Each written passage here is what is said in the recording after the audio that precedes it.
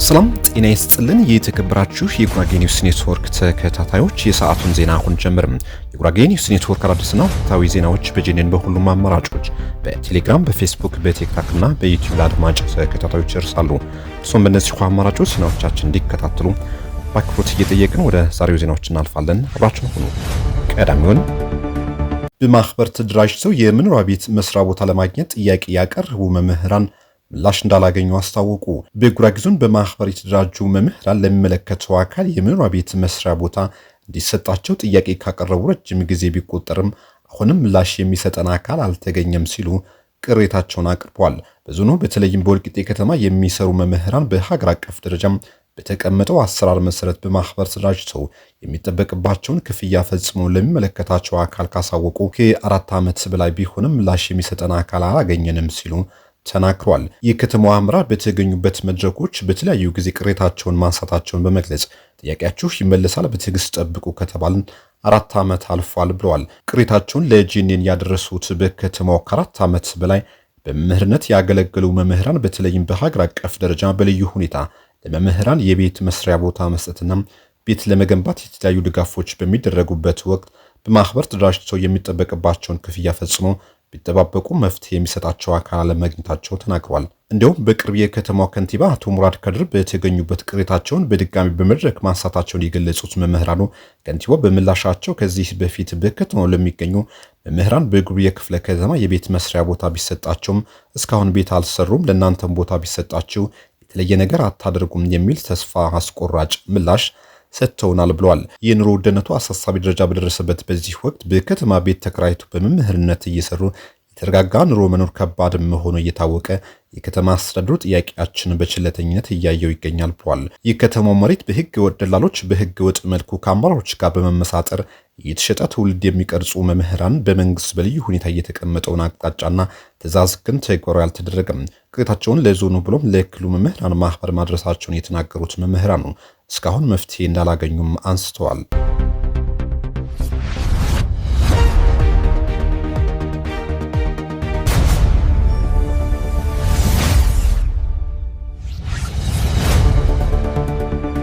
በሌሞ ወረዳ በሙሰኛ አመራሮች የተሳሳተ ውሳኔ የወል መሬቶች እንዲሸጡ እየተደረገ መሆኑ ተነገረ። በማዕከላዊ ኢትዮጵያ ክልል በሌሞ ወረዳ የጋራ መሬቶች ያለ ህዝቡ ፍቃድ በጥቂት ሙስና በለመዱ አመራሮች አማካኝነት እየተሸጡ ይገኛል ተብሏል። ከወረዳ እስከ ዞንና ክልል በጥቅም ሰንሰለትና በቡድንተኝነት በተሳሰሩ አመራሮች እንዲሁም በድልላ በከበሩ ራሳቸው ባለ ሀብት ብሎ ከሚጠሩ ግለሰቦች ጋር በመሆን ለህዝባዊ ልማት መዋል ያለባቸው የወል መሬቶች በራሳቸው ፍቃድና ውሳኔ እየሸጡ ይገኛሉ ብለዋል የጄኔን ምንጮች። በኢንቨስትመንት ስም የሚካሄደው ያልተገባ አካሄድ እንዲቆም ቢጠየቅም የህዝብን መሬት ለግል ጥቅምና ለደላላ ባለ ሀብቶች አሳልፈው የመስጠት አሰራር ህዝቡ እንዳሳዘነውም ተነግሯል። የወረዳው አመራሮች ወሳኝ የሆኑ ተግባራትን የልማት ስራዎችን እርግፍ አድርገው በመተው ከጥቅም ተጋሪ ባለ ሀብቶች ጋር በመመሳጠን የመንግስት የግጦሽ መሬቶችን፣ የአርሶ አደር ማሰልጠኛ ማዕከላትንና የወል መሬቶችን እንደየግል ንብረቶቻቸው ሽጠው እየጨረሱት ይገኛሉ ተብሏል። የቡድንተኝነቱና የሙሰኝነቱ ትስስር ከወረዳ እስከ ክልል ድረስ የተዘረጋ የጥቅም ሰንሰለት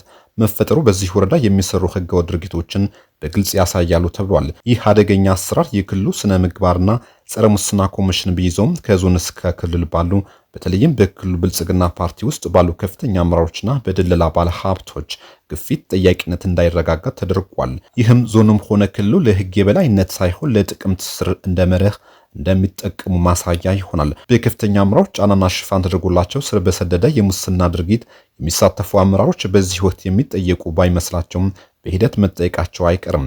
የወረዳው ህዝብ ለዘመናት የጠበቀው መሬት ዛሬ ለአመራሮችና ለባለ ሀብቶች የኪስ ማደለቢያ መሆኑ እጅግ የሚያስቆጭ አሳዛኝ ድርጊት ነው። ሌላው በውጭ የሚኖሩ የወረዳው የዲያስፖራ አባላት በወረዳው የልማት ስራዎች ለማከናወን በሚያደርጉት ጥረትና ፍላጎት በእነዚህ አመራሮች ድክመትና ቢሮክራሲ ውጤታማ መሆን አልቻሉም። ቅሬታና አቅርበው የሚሰማቸው አመራር አጥተዋል ተብለዋል።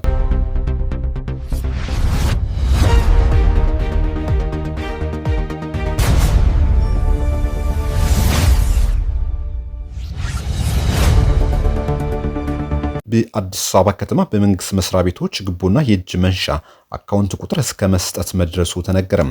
በከተማው ግቦና እጅ መንሻ መጠየቅ አገልግሎት መስጠት ላይ እንቅፋት ሆኖ መቀጠሉ ሲገለጽ፣ ግቦ ጠይቀው የተገኙ ላይም የሚወሰደው እርምጃ እና የሚወሰኑ ውሳኔዎች ቀለል ያሉ ናቸው ተብሏል። ይህ መሆኑ ግቦ ጠያቂዎቹ የበለጠ እንዲደፋፈሩና ቅጣቱ ሌሎች ሊያስተምር እንዳልቻለም ተጠቅሷል። ይህንን ተግባር ለማስቆም ምን እየተሰራ እንደሆነ የአዲስ አበባ ምክር ቤት መደበኛ ስብሰባ ላይ የምክር ቤት አባላት ጠይቀዋል። በከተማው ችግሩን መኖሩን ያመኑት ምላሽ ሰጡት የስራ ኃላፊዎች ይህንን ስር የሰደደ ሌብነት ለማስቆም የተለያዩ እርምጃዎች እየተወሰዱ መሆኑን ጠቅሷል። ጥቆማዎች፣ ግምገማዎችንና የኦዲት ሪፖርቶችን በመንተራስ ችግሮቹን ለመፍታት እየተሰራ ነው ብለዋል። በዚህም በ9 ወር ውስጥ 420 የሚሆኑ ባለሙያዎችና አመራሮች በህግ ቁጥጥር ስር መዋላቸውም ተጠቁሟል። ግቦኝነትና ሌብነት በከተማዋ እየተፈጸሙ ይገኛሉ ያሉት የስራ ኃላፊዎቹ ባለሙያና አመራሩ ሲሾም ያልበላ ሲሻር ይቆጨዋል በሚል ብሂል ያደገ ስለሆነ ችግሩ እንዳከፋው አንስተዋል። በሙስናና በሌብነት ተሰማርተው በሚገኙት ላይ የሚወሰደው እርምጃና ተጠያቂነታቸውን ቀድሞ ከነበረው ተሻሽሏልም ተብሏል።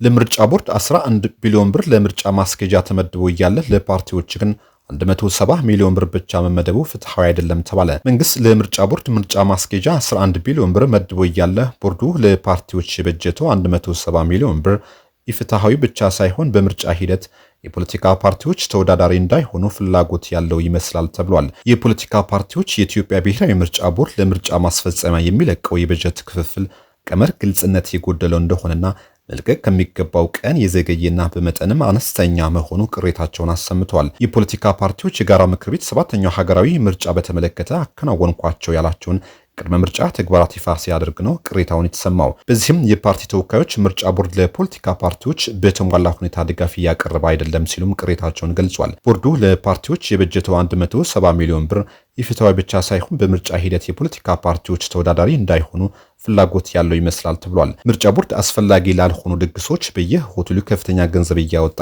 ነገር ግን ለምርጫ አስፈላጊ ለሆኑ የፖለቲካ ፓርቲዎች ተሳትፎ ገንዘብ በልኩና በጊዜው እየተከፈለ አይደለም ብለዋል። ከዚህ ቀደም በምርጫ ቦርድ በኩል ይደረግ የነበረውን ድጋፍ ግልጽ በሆነ መመሪያ ፓርቲዎች በሚያቀርቧቸው እጩዎችና አካታችነት ስብጥር መሰረት በመቶዎች ተሰልቶ ይሰራ ነበር። የፖለቲካ ፓርቲዎች የጋራ ምክር ቤት ስራ አስፈጻሚ ኮሚቴ አባል ስለዚህ ጉዳይ ሲናገሩም ከዚህ በፊት ከነበረው ስራ በተለየ የግልጽነት ችግር ያለበት መሆኑም ጠቅሷል። በሰንጠረዥ ተከፋፍሎ ፓርቲዎች የሚጠቀሙበት የበጀት መጠን ግልጽ በሆነ መንገድ መቅረብ ነበረበት በማለትም ተናግረዋል።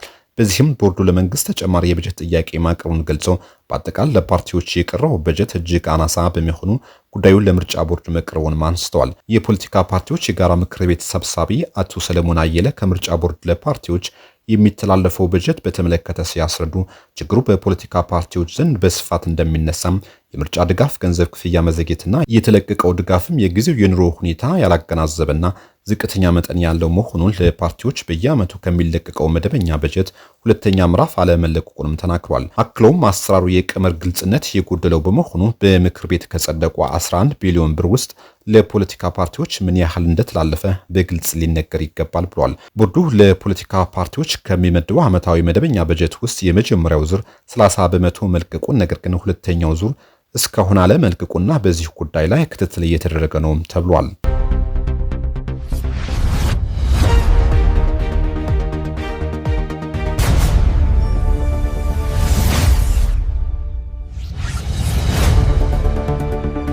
ኢሰመኮ በቅድመ ምርጫ ሂደት ተፈጸመ ያላቸውን የህግ ጥሰቶች ይፋ አደረገ። የኢትዮጵያ ሰብአዊ መብቶች ኮሚሽን ኢሰመኮ በ7ኛው ሀገራዊ ምርጫ ቅድመ ምርጫ ሂደት ላይ አካሄድኩት ባለው ክትትል ተፈጸመ ያላቸውን ጥሰቶች ይፋ አድርጓል። ጥቂት ሳምንታት በቀረው ምርጫ ላይ ኮሚሽኑ 55 የክትትል ቡድኖችን በማሰማራት አሰባሰብኩት ባለው መረጃም የደረሰባቸውን ግኝቶችን ይፋ አድርጓል። ኮሚሽኑ በምልከታዊ ሲቪል ማህበራት ድርጅቶች፣ የኢትዮጵያ ብሔራዊ ምርጫ ቦርድ የሥራ ኃላፊዎች፣ የፖለቲካ ፓርቲዎች፣ የጸጥታ አካላት፣ የመንግስት የሥራ ኃላፊዎች ጨምሮ በርካታ አካላት በማካተት ከትግራይ ክልል ውጪ ያሉ ሁኔታዎችን ያካተተ ክትትል ማድረጉን አስታውቋል። በ150 ምርጫ ክልሎችና በ1007 የምርጫ ጣቢያዎች ከዚህ ቀደም ተሰርቶ በማያውቅ መጠን ክትትል አድርጌያለሁ ብሏል። በክትትሉ ውጤት መሰረት የበይነ መረብና የተንቀሳቃሽ ስልክ ኔትወርክ መቆራረጥ በሁሉም ክልሎች የተከሰተ በመሆኑ በቴክኖሎጂ የተደረገው የእጩዎች ምዝገባ መስተጓጉሉን ገልጿል። በእጩነት ለመመዝገብ የተመለመሉ አካል ጉዳተኛ የተፎካካሪ ፓርቲ አባላት አካል ጉዳታቸውን የሚገልጽ የሕክምና ማስረጃ ከመንግስት የጤና ተቋማት በአጭር ጊዜ እንዲያመጡ መጠየቅ ማስረጃውን ለማግኘትም መቸገራቸውን የተመራጭነት ተሳትፏቸው ላይ መስተጓጓል መፍጠሩን አስረድቷል። ከምርጫ ጣቢያዎች መካከል ቦርዱ በጂፒኤስ የለያቸው አዳዲስ የተለዩ ምርጫ ጣቢያዎች እንዳሉ በመገለጹ ኢሰመኮ በጂፒኤስ የተለዩ ጣቢያዎች ተደራሽ ናቸው የሚለውን ለማረጋገጥ ሲሞክር በተባሉበት አቅጣጫ ያልተገኙ ጣቢያዎች አግኝቻለሁ ብሏል። በቴሌቪዥን ጣቢያዎች በተሰጠው ነፃ የአየር ሰዓት የክርክር መድረክ ህዳጣን የሚወክሉ ፓርቲዎች ተሳታፊ እንዳልነበሩ ገልጿል። መስማት ለተሳናቸው ዜጎች በምልክት ቋንቋ ሲተላለፍ ስለነበረ ኢሰመኮ ምክረ ሐሳብ በመስጠቱ ምክንያት በምልክት ቋንቋ መተላለፍ መጀመሩን ማስታውቋል። በአንድ ስፍራ ከአንድ በላይ ምርጫ ጣቢያ መገኘቱን፣ በፖሊስ ጣቢያ የተደራጀ የምርጫ ጣቢያዎች፣ በመከላከያ ካምፕና በመጠጥ ቤት ግቢ ውስጥ የተደራጁ የምርጫ ጣቢያዎች ማገቱን አስታውቋል። የተለያዩ ክልል ከተሞች የቅሬታ ሰሚዎች በተሟላ ሁኔታ ወደ ስራ አለመግባትና በመደበኛ ፍርድ ቤት ችሎትና የምርጫ ጣቢያዎች ችሎት ያላደራጁ መሆናቸውን፣ የምርጫ ቁሳቁስ መዘግየትና የምርጫ ሂደቱ ዘግይቶ የጀመረባቸው ጣቢያዎችን ማገቱን አክሎ ገልጿል። ዋና ኮሚሽነር ብርሃኑ አድሉ በበኩላቸው ገዢው ፓርቲ የድጋፍ ሰልፍና የምረጡኝ ቅስቀሳ ሲያደርግ የፖሊስ ሚና መሆን የነበረበት ርቀቱን ጠብቆ ረብሻ እንዳይፈጠር መከታተል ቢሆንም አንዳንድ ቦታ ላይ ነሸጥ ሲያደርገው ገብቶ ሲጨፍር የነበረ ፖሊስ ገጥሞናል በማለት ገልጸዋል። የተከበራችሁ ውድ የጉራጌ ኒውስ ኔትወርክ ተከታታዮች ለሰዓቱ የነበሩ ዜናዎች እነዚህ ይመስሉ ነበር። ቆይታችሁ ከጄኔን ጋር ስለሆነ እናመሰግናለን። ከጊዜ